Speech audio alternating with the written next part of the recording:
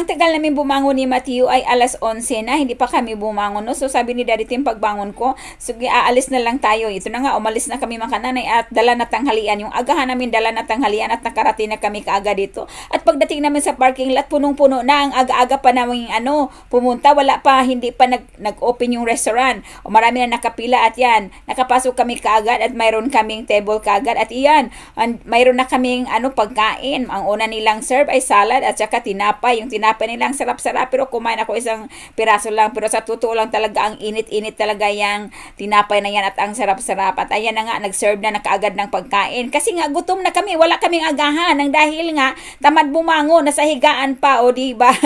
Kasi nga, resting time nga mga kananay. Kaya, ito, ang Nanay Jenny,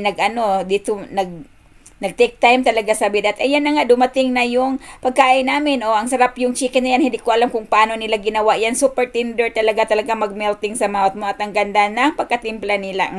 Siguro maraming bitchin.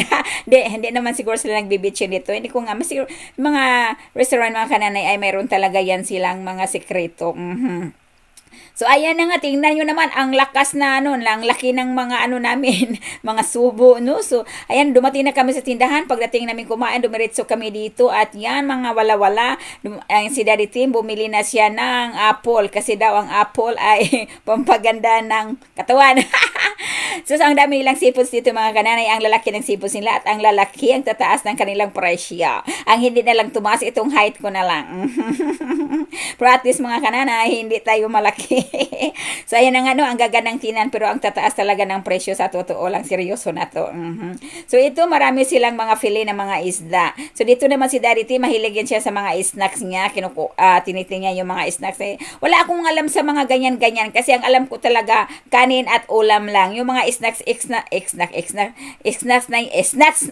na yan, wala akong alam. So, naghagilap nga kami ng itlog. So, ang itlog, nilipat pala nila. Yung tindahan na ito, ilipat-lipat nila kung saan-saan yung mga lagayan, mga kananay. So, naghagilap kami, nandoon lang pala. Ito na kami sa bigasan, kasi nga bigas is life. Tumaas ang bigas nila, dati yung $21 naging dati yung $17 naging $21 na. So, sabi ko kada dito, kumuha ka na ng isang 25 pounds kasi wala na tayong budget. So, ito na nga, lumabas na kami sa tindahan, hindi na kami nagtagal doon kasi pag magtagal pa kami doon ay ubos na ang aming pera. Okay. Wala nang budget. So, ayan na nga, ilagay na namin sa trunk, no? So, ayan, Daddy Tim, buhat na buhat talaga niya ang rice kasi napaka-importante talaga yan. Hindi pwedeng walang rice. So, ito naman ang aking little man. Ay, tinulungan niya ang daddy niya lagay dyan sa trunk yung mga, mga pinamili namin. So, ayan lang po ang ating pamimili at tanghalian, no, sa araw na ito. Ang little man ko ay talagang sipag-sipag talaga siya. Tinutulungan ang daddy niya. Natutuwa naman akong pagmasdan sila, no, na yung anak niya tumutulong sa kanya. Isa lang yung anak namin, pero nakikita kasi niya na nagtutulungan talaga kami ni Tim. So, kasali na rin siya. Dapat lang naman talaga parang matuto, parang lumaki na may alam ang ating anak, no? Hindi lang game-game. So, mayroon kaming chicken. Because chicken is important, mga nanay.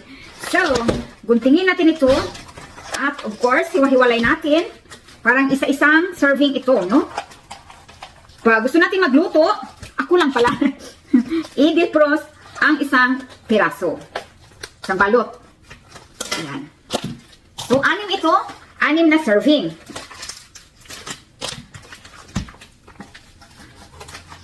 Tapos, i-pile up natin sa freezer. Yes. Ayan. Tapos, meron tayong sausage, flounder. Ayan, mga isda ito, mga nanay na fillet na. Flounder, tubiramandi. Ito siya? Product of Australia. Kahit hindi tayo nakarating sa Australia. Ito, product of, I don't know. Ay, hindi ko alam mga nanay kung saan ito. Matagalan tayo nito kung hanapin pa natin. So, yan po. Dito, itong fish nila, pa sa American store ka, naka-ano na yan, naka-fillet na yan siya. Ayan, nakita ganito ang hitsura, no? Tapos, may plastic din sa loob. So, ito naman yung sausage na ginagamit namin. Organic chicken sausage, Matthew like that one. Okay? And ito nga, yung barramundi, ganito din siya, individual. May plastic din siya, nakabalot siya per individual. So, kukuha lang ako ng 3 piraso, tamang-tama sa aming pamilya. Aming 3. At dahil kailanganin ko talaga Ang long sleeve, binili ako ng long sleeve ni Daddy Tim na ito. No? Kasi pang araw-araw mga kananay, hindi talaga pwede kung hindi ka mag long sleeve dito. Kailangan talaga na mag long sleeve parang hindi ka ginawin. Parang hindi manginig ang iyong lufot. So ang Daddy Tim mahilig siya ng ganito unreal daw. Ito dark chocolate coconut. Yan. Kaya kain nito mga nanay. Masarap man ito. Masarap sa totoo lang. Tapos mahilig din siya nito. Ano ba ito? Walnuts. Mahilig ang aking asawa ng walnuts. Ayan, bumili din siya. Kaya din kain yan. Kasi hindi man kami kumakain. At saka nakahanap kami doon ng manuka honey. Is product by New Zealand daw ito. So, may isang customer doon sabi niya, maganda ba yan? Sabi ko naman, maganda ito. Pero yung nabili ko dati, makananay ay over $100 no? Sa online. Pero ito, mura lang siya. Kaya kumuha kami. Sabi naman ng isa doon, totoo kaya ito? O, talagang may pag-alinlangan tayo mga kananay. Alam niyo ba kung bakit? Nang dahil, ano lang siya, mura lang siya mga nanay is $13. $13. So, 1-3 ha, baka sabihin yung 30. Tingnan natin kung ano ang itong box nila mga nanay, no? Parang hindi ipakain, parang hindi ipagamit. Sealed na sila talaga. Ang hirap buksan, yun po ang ano ko. Yun po ang main point ko mga kananay. No? Sabi niya, reklamo ka na mag-ina, reklamo! Joke lang. Ay, Diyos ko, Lord. Look, maliit lang pala siya. Oh, manuka honey yan, mga nanay, manuka. $13 lang siya, kaya nga bumili kami kasi mura na yan. Kasi yung sa akin, medyo laki ng konti dito. It's more than $100. My God, noon. Sabi ko, ay, puno order dyan. Kaya, kasi pure na ito, product of New Zealand. So, hindi pa nakuntinto, kumuha pa si Daddy Tim ng Southeast Raw Unfiltered Honey. Honey, how you thrill me. Aha.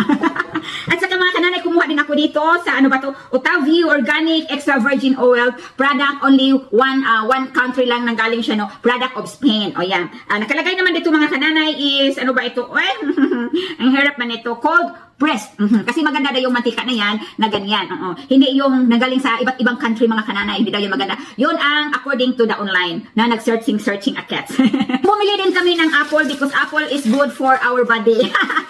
Sabi nga nila, 1 apple a day, hindi ka daw parating pupunta sa doktor. Ano ba yung kasabihan? May kasabihan sila dito mga kalay. Pero maganda nga naman talaga itong apple. So, bumili din kami nitong egg na ito. Pasteurized daw siya, 24 eggs grade large. Organics daw ito. How organic? Tingnan ko lang kung kasing organic ko ba ito. O nga mga nanay, organics nga na. Pero ulit sa unahan mga nanay, no? So, ay, nako. Marami kasing klase sa egg, mga kananay. Meron palang egg na hindi organic. Ewan ko lang. Hindi ko alam. Pero gusto ko ito siyang kainin, mga kananay, kasi maganda ang lasa. Masarap ang lasa. Itong video na ito, dadalhin namin ang daddy at mommy ni Tim sa restaurant. Kakain kami ng hapunan nang dahil nga birthday ng daddy niya. So ganito lang talaga sila kasimple dito mag-celebrate ng kanilang birthday. Kakain lang sila sa labas at magbigay ng regalo, pero yung regalo nila hindi yung regalo-regalo talaga. Magbibigay lang sila ng pera. So bahala na yung yung daddy niya kung ano ang gusto niyang bibilhin. Kasi kung bibili kami ng regalo tapos hindi naman yan ang gusto niya, so mas maigi talaga pera na lang at bahala na silang magbili ng gusto nila. So ganito every year, simulat kami ni Tim, ganito lang talaga sila mag-birthday. Yung mami niya mag-birthday, ayan lang, lalabas lang kami. Pagkatapos, ayan, uuwi na. Simple lang talaga, ordinaryo lang. Hindi katulad sa atin na marami talagang handaan, party there and party here. Sila dito, simpleng-simple lang. Masaya na sila. Ganon sila kasimple. Kaya sa ating mga Pilipino, malaki talaga ang kaibahan. Kasi tayo dyan ay tayo ng baboy, kung ano-ano pa, buong kapitbahay, iimbitahin natin for celebration, ang daming mga alak, tapos mag-karaoke, tapos nagkalasingan na. Pero na talaga yan sa atin yun. Yun na talaga yung parang culture na yan talaga natin, no? Na ganyan pag mayroong handaan. Pero sila dito, napakasimple lang talaga. Kaya ako, nasanay na rin ako. Ganito na rin ako pag nag-birthday. Pero except lang sa anak ko, ay hindi pwede talaga yan. Yung sa anak ko ay Filipino style talaga yan. Kasi gusto ko yung ng anak ko na maramdaman niya na birthday niya. Kasi kung ganyan lang na tawag doon na magkakain lang sa labas, ay hindi niya maramdaman yung birthday niya, no? So, kailangan talaga na mayroon siyang kunting salo-salo, na nandyan yung kunting kaibigan. Kaso lang, kung nakikita niyo, no, sa mga video ko, pag nag-birthday siya, walang bata. Kasi yung mga kaibigan ko, yung mga anak nila ay malalaki na. Oo, adult na yung mga nila, yung mga anak nila. Kaya, okay lang din naman kay Matthew na walang bata. masaya na siya doon. At saka si Tim kasi at si Matthew ay magkalapit lang ang kanilang birthday. Oo. So ayun, nakikita niyo na kung gaano lang talaga sila kasimple ang mag-ano dito, mag-celebrate. Pagkatapos yan, uuwi, manood ng TV. Pati din Christmas nila dito, hindi talaga exciting. Kaya ako namimiss ko dyan sa atin na dahil pag Christmas, kahit walang regalo, talagang masaya. Pero dito, maraming ang regalo, pero material is, pansamantala lang naman yan. Pero yung bahala, wala tayong regalo dyan, yung pag saluhan natin, may biko, yung mga kakanin natin, tuwang-tuwa na talaga tayo kasi maingay tayo eh. Tapos, sila kasi tahimik lang, parang wala lang, mag-open sila ng gift nila, tapos na, pagkatapos,